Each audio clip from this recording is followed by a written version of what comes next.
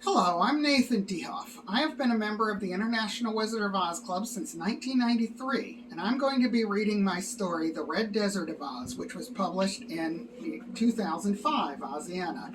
Illustrations by John Munt, Esquire. Hyrostalia's right round this next bend here, declared the goblin. Standing on his flat feet in the bow of the blue moon, he shaded his bright orange eyes with a clawed left hand that looked just as rusty as his voice sounded. The little boat slipped around the next corner of the Quadling River. That looks like a desert to me, said Button Bright. Yes, and unless my brains deceive me, Hyrostalia is a fertile country, added the Scarecrow. I think we're lost, said Button Bright. No, we isn't lost, objected the goblin. Being lost is nothing to worry about. It's happened to me more times than I can count. But we're not lost. This is the right way to Hyrostalia. I just forgot about the Red Desert. How can you forget a desert? Asked the Scarecrow. He and Button Bright were sailing up the Quadling River in the Straw Man's boat in search of some rare Hyrostalian wood-stills for Ozma's royal gardens.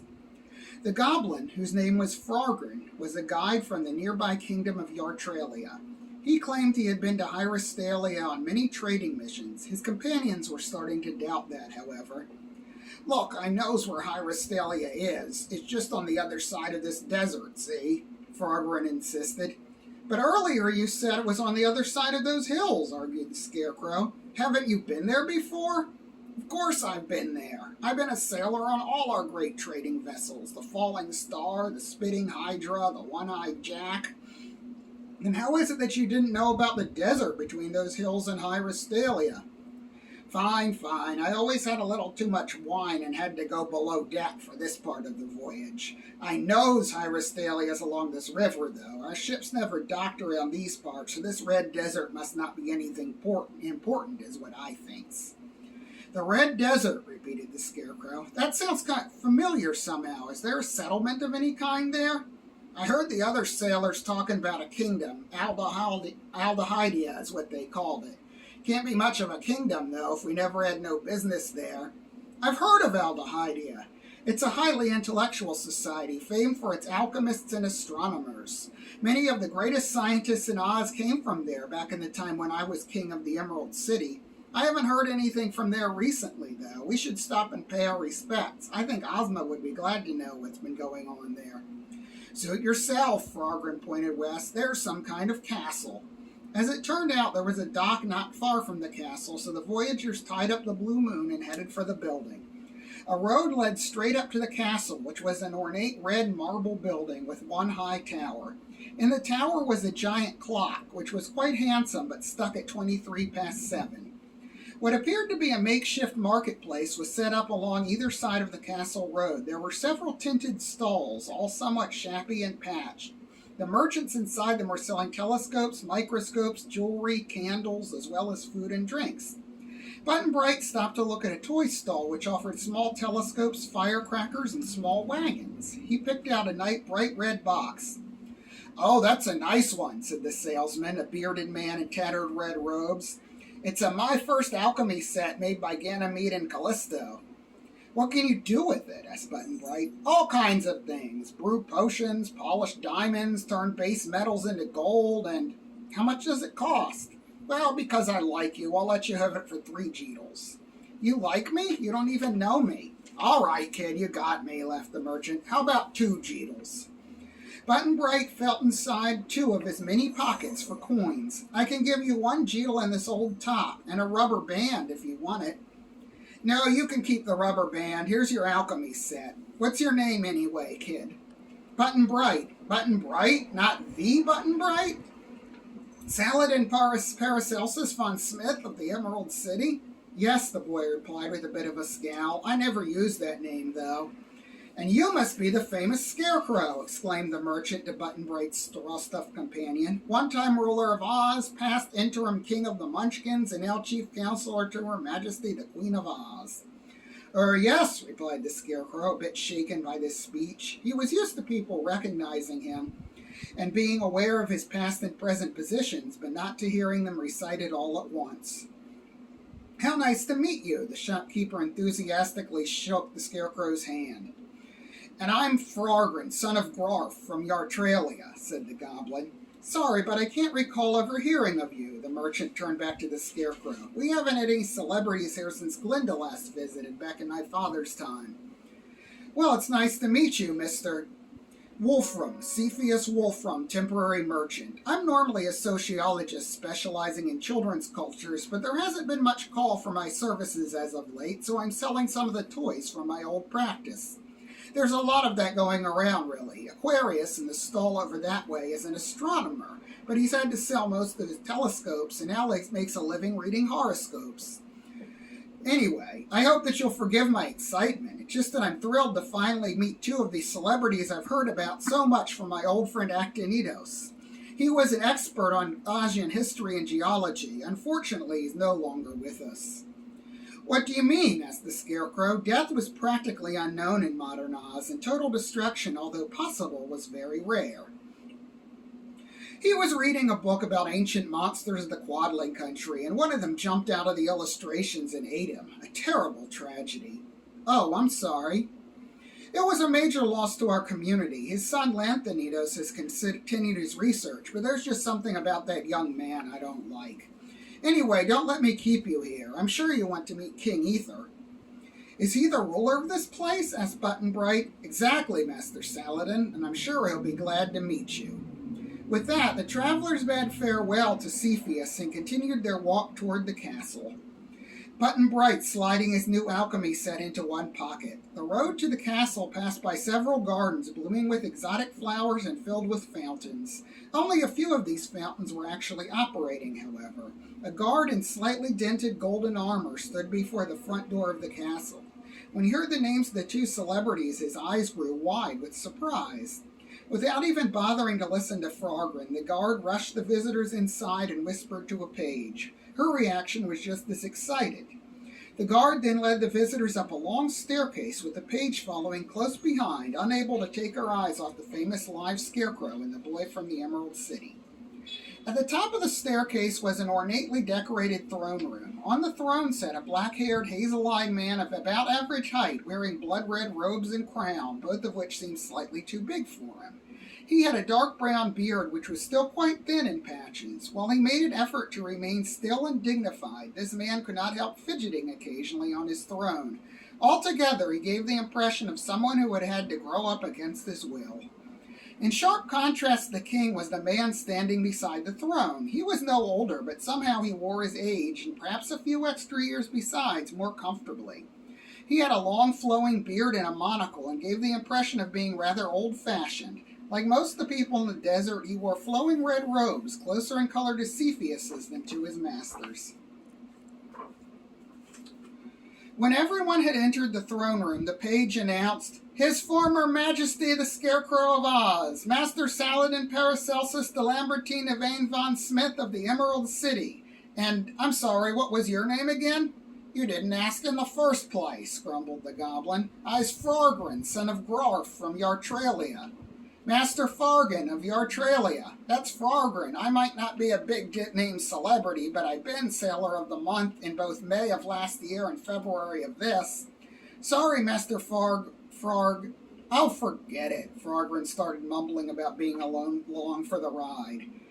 "Greetings from Ozma, Your Majesty," said the Scarecrow, addressing the king. "From Ozma? Why should we care about Ozma?" asked the king nervously. The Scarecrow and Button Bright were taken aback by this reply, and even Frogren looked surprised. To King Ether's question, the Scarecrow could only reply, "Because she is your ruler."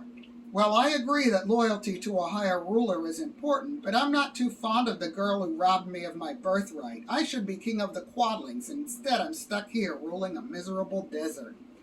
"It looks like a very nice desert to me," the Scarecrow assured him. "And what do you mean you should be king of the Quadlings? Glinda has been ruling the Quadlings since before I came to life." "You explain it, Lanthanidos," the king nodded to the man beside him. "Certainly, Your Majesty," said Lanthanidos in a pompous and confident voice. "You see, 162 years ago, during a time of crisis in the Quadling country, King Jandor IV, fearing the wrath of the wicked witches and other rogue magicians in the land, fled to this desert, leaving Glinda the sorceress to serve as regent. Note that I said regent, not queen. King Jandor married Halagina Aldahide, Queen of the Red Desert, and remained here until the end of his days. King Jandor and Queen Halagina's son Ketone took over as king. Although the wicked magicians were all killed or disempowered during King Ketone's reign, he never claimed the Quadling throne, despite it being his by royal birthright. When King Ketone and his wife, Queen Rissa, sank into a quicksand pit 20 years ago, Crown Prince Ether, who had been a child for years, grew up in order to assume the duties of the king, not only of the Red Desert, but of all the Quadlings. But when I tried to claim my throne, Ozma denied me my royal birthright, put in King Ether. She said Glinda brought stability to the Quadling country, and replacing her wouldn't be in the country's best interests. From this, we must conclude that Ozma is completely under Glinda's thumb, sighed Lanthanidos, and consider the individuals whom Ozma has appointed as quadrant rulers. In the Gillikin country, the king of some minor mountain territory, and in the Winkie, a man who not only has no royal blood, he has no blood at all. He's not even a Winkie. The king, who had now put aside all signs of nervousness, nodded furiously. I'm surprised she hasn't changed the whole country into a republic like that America place. Now look, interjected the Scarecrow, Nick Chopper happens to be my best friend, and he's an excellent ruler. Straw man argument, King Ether snapped. You're just another one of Ozma's silly yes-men. Why is royal blood so important anyway? Asked Button Bright, who had been quiet up until this point. Blood isn't what makes you good at ruling, is it? What? Asked Lanthanidos, obviously taken aback. Of course it is. All over the world there are royal lines tracing their ancestry back to a ruler chosen by the Supreme Master. Modern idiots might well question this system, but are their governments any better? Are you having the debate about royal bloodlines again? Asked the sleepy female voice. A young woman dressed in a red nightgown entered the throne room. She had the same black hair and hazel eyes as King Ether, but she was a few inches taller and did not share the monarch's nervous manner. I wish you'd keep it down. I'm trying to take a nap. This doesn't concern you, Esther, said the king. Regardless, I don't see why you can't argue your outmoded philosophy more quietly. Hey, isn't that the Scarecrow? Princess Esther's sleepy eyes awoke quite suddenly. Here in our castle, and little Button Bright from the Emerald City. She rushed over to shake the famous visitor's hands. And I's Frogren, said the goblin, son of... Oh, never mind. Have my brother and his vizier gotten you involved in that silly argument, too? Esther directed a contemptuous look at the throne. Ether frowned back. Great, my sister is another fan of Ozma and her collection of freaks. I should have known what with that picture in your room. Lanthanidos stepped forward, gesturing to the guard who had escorted the travelers into the throne room. As the man quickly left, the vizier said, Ozma doesn't respect the laws of inheritance. Unfortunately, by those same laws, she is our rightful ruler, and we are bound to acknowledge her rule over Oz. We can, however, do something about that putative queen of the Quadlings. Exactly, the king pounded the arm of his dark red throne. Glinda will fall, restoring the rightful ruler to the Quadling country, and that rightful ruler is me. How are you going to conquer Glinda? Asked Button Bright. She's the most powerful sorceress in all Oz. Oh, we have our ways, and now I'll make sure you can't warn your usurping friend. At this, 6 guards rushed into the room, prodding 3 small brown dragons before them with shepherd's crooks. Each dragon ran toward one visitor and opened its mouth. The Scarecrow, terrified of being burned to ashes, ducked behind the goblin and the boy. But no fire emerged from the dragons' mouths. Instead, ropes shot out and immediately wrapped around the 3 travelers. The cords were so snug that they knew it would be useless to struggle, though that didn't stop Fargren from grumbling. Take them to the dungeons, the king ordered. 3 guards dragged the prisoners away, while the rest ordered the dragons back out. Princess Esther shook her head. If you were going to throw them in the dungeon anyway, wouldn't it have made more sense to do that without telling them your plans? Don't tell me how to do this, shouted the king, though with a bit of a frightened squeak. Look, all I'm saying is that you're an idiot. Lanthanidos is filling your head with stupid ideas. Esther, return to your room. You might be older than me, but I outrank you. Only because of an outdated patriarchal system. Ozma and Glinda are much better rulers than most of the men who preceded them. The king and princess continued what seemed to be an old argument as the guards dragged the bound visitors downstairs. Then they went through a long dark hall, ending at a heavy iron door. One of the guards unlocked this, and the others rudely shoved the prisoners into the room beyond, slamming the door behind them. The three adventurers found themselves on a dimly lit landing at the top of a dark staircase. Yeah, it was a swell idea to stop and pay our respects, muttered the goblin. Button-Bright moved carefully to the edge of the landing and looked down. At the bottom of the stairs he could see a light shining on a small table. Voices drifted up. That's 3 queens for me, which trumps your 2 wizards, declared a rather stern but friendly female voice. Yes, you beat me again, said a second voice, somewhat hoarse and resigned. Hello down there, called Button-Bright. So the kings decided to imprison someone else. Come on down. Moving awkwardly because of the ropes, Button-Bright and Frogren started down the steps. In his eagerness, the Scarecrow stumbled too close to the edge and fell off. Fortunately, he could not be hurt by landing on the stone floor, or, as it happened, on the 2 people below. Why, it's a Scarecrow, said one voice. It's the Scarecrow, said the other. Pleased to meet you, sir. These dungeons were empty for years, but they're seeing plenty of use this month. My name is Cledistus Taxonomus, and I am a zoologist. Here with me is General Idea, military scientist and former commander of King Ether's army. The general was a very tall woman with short red hair, dressed in a smart rust-colored military uniform. The king threw me in here because I refused to lead an invasion of Glinda's castle. When he gets a plan into his head, it's hard to dissuade him. By this time, Frogren and Button-Bright had descended the staircase. From the light of a lamp on the table, which resembled a lotus flower, they could see that the walls were of slightly moldy gray stone rather than red marble like the rest of the castle.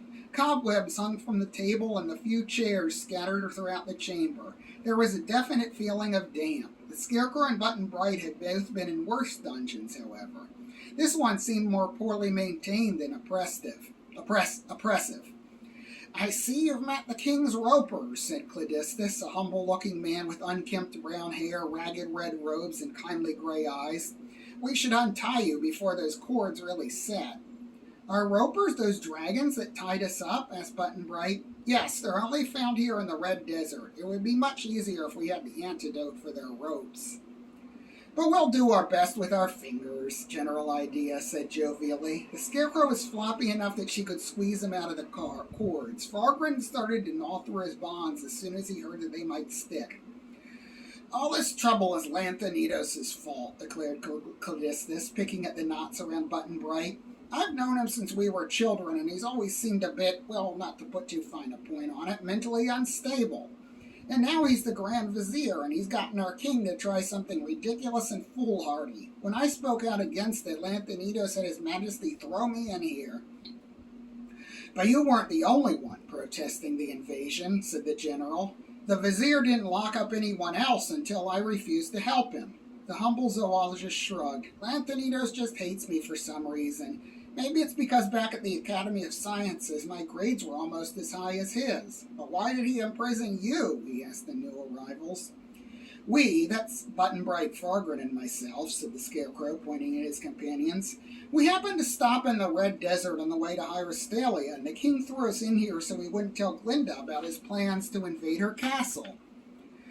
Though Glinda will probably know anyway because of her magic book, added Button-Bright. He twirled the last loop of rope off of his body and took a deep breath. I tried to warn His Majesty about that too, stated General Idea, but he wouldn't listen. He probably thinks he can use our mana-sucking cobras to nullify Glinda's sorcery. They can suck the magical power out of any magician. Glinda's more powerful than most, though, said the Scarecrow, and I'm sure Ozma will eventually use her magic picture to find out where we are and rescue us. All we have to do is wait. I never should have came on this mission, declared Frogren. I volunteers to take a few people from the Emerald City to gather some flowers and ends up in a dungeon. The last time I ever volunteers for anything. The goblin angrily dropped into a chair. Everyone else ignored him. Is there anything to do down here while we wait? You're free to join our poker game, said General Idea. Unfortunately, though, we don't have any chips, added Cledistus. I have some square meal tablets. From his pants pocket, the boy drew a few of the little tablets. I've heard of these. The zoologist examined one of the tablets. A full meal in pill form. They might be useful here in the desert. I'm sure that you could talk to Professor Wogglebug about that after we get out, stated the Scarecrow. Anyway, let's play. I'd rather explore the dungeon, announced Button Bright. That long hall over there might lead somewhere. General Idea nodded without looking up from shuffling the cards. We tried that corridor, but it gets narrow mighty fast. Button Bright shrugged. I'll still try. Just be sure not to get lost, warned the straw man. But if I got lost, I wouldn't be in this dungeon anymore, would I? The Scarecrow was not sure of the logic of this statement, but he let Button Bright go anyway and pulled a chair up to the table to play cards with Cladistus, Idea, and Frogren. The goblin admitted that he did not know the game very well, but the others told him that he would pick it up rather quickly. Button Bright walked quickly along the stone corridor. After about 20 yards, he came across a large wooden box. Inside, nestled in wood shavings, lay a large microscope with its eyepiece cracked off. Beyond that crate, he found piles of broken furniture and shelves of books. The light in the passage grew dimmer as he moved farther from the lamp back in the jail cell. Pressing on, the boy found more thick books stacked on the floor and more crates, magnifiers, orrery, abaci, alembics, bell jars, and other scientific equipment piled to the ceiling. Soon these boxes filled too much of the corridor for a grown person to pass by. Fortunately, Button Bright was only a child, and a small one at that. He squeezed through a particularly tight hole, then a tighter one, and finally the tightest of all, which brought him out into a dark, empty space. Button Bright reached into his pocket for a book of matches and struck one. By its light, he could see two passages leading off to either side. On the opposite wall hung a grimy sign. He rubbed it with a cuff of his coat, removing enough dirt to see that it was an arrow pointing right. Above the arrow was the word guardhouse. The boy quickly decided to try going to the left. Just as his match burned out, however, Button Bright reached a solid stone wall. In the darkness, he ran his hands over the wall.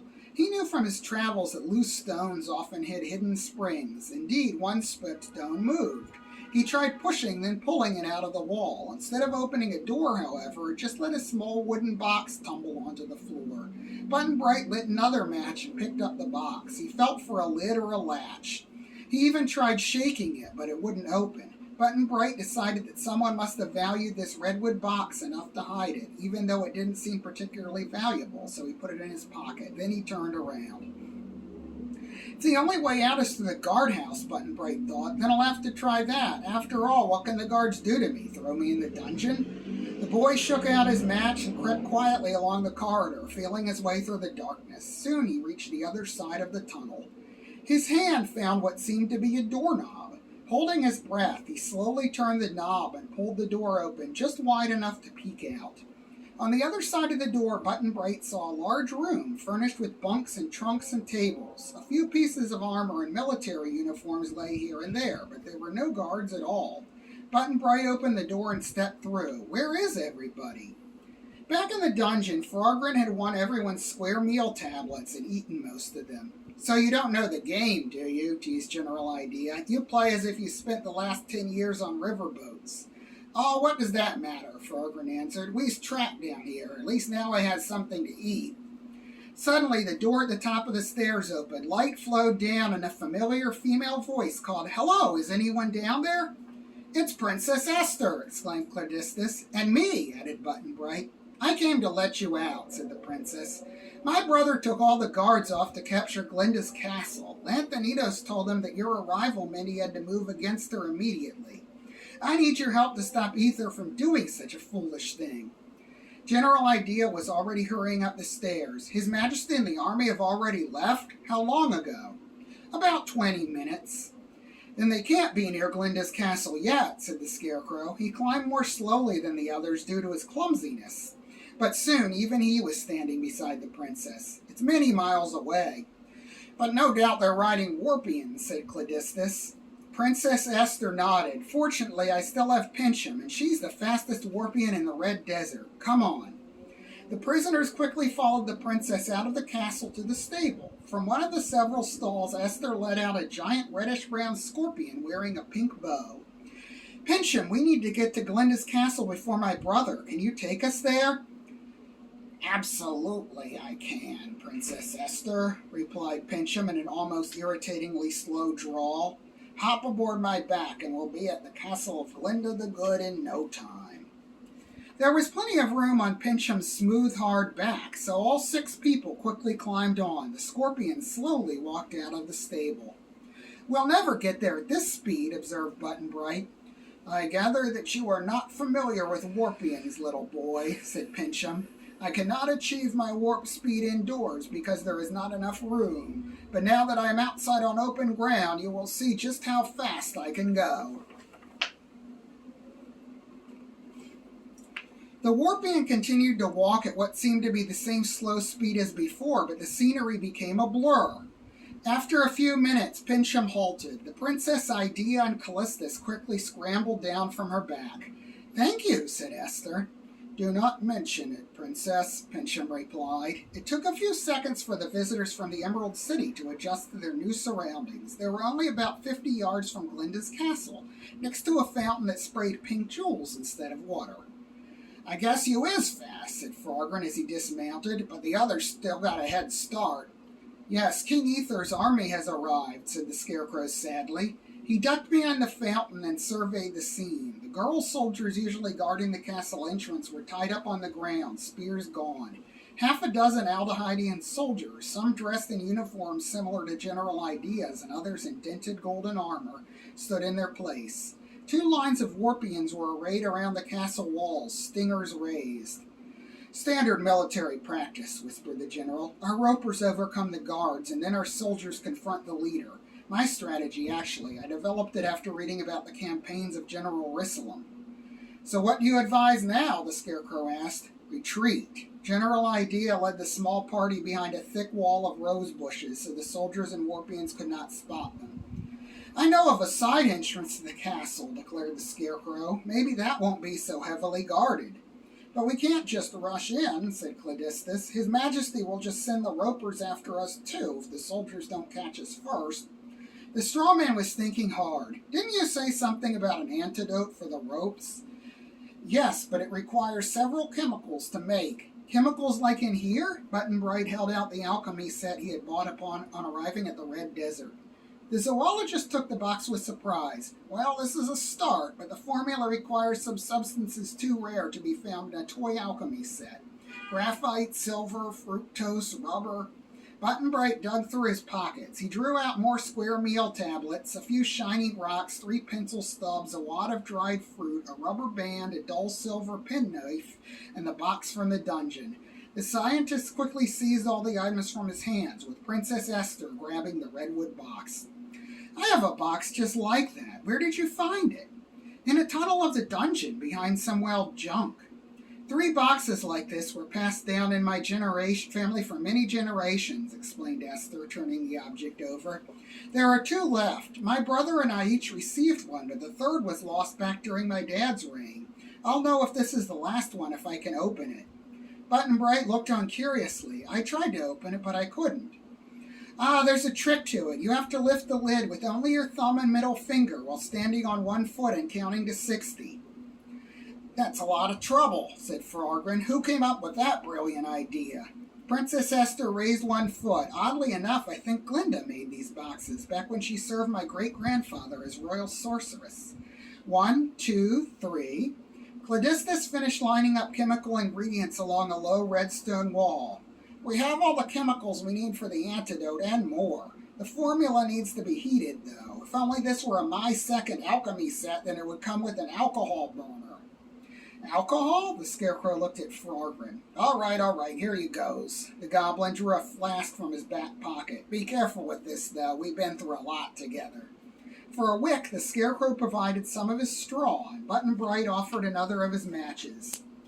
"You don't need these poppy seeds, do you?" asked General Idea. When the zoologist shook his head, she took them and a few other ingredients off to the side.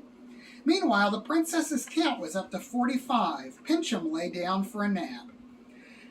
The straw man assisted Callistus in picking out the correct chemicals, while Button-Bright, whose fingers were more adept, passed them over. Frogren watched to make sure no damage would come to his flask. Soon the zoologist had filled 2 vials.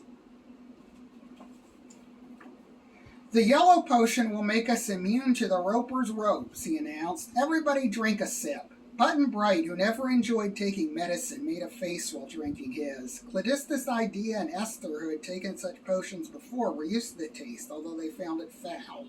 Frogren, on the other hand, licked his lips after swallowing.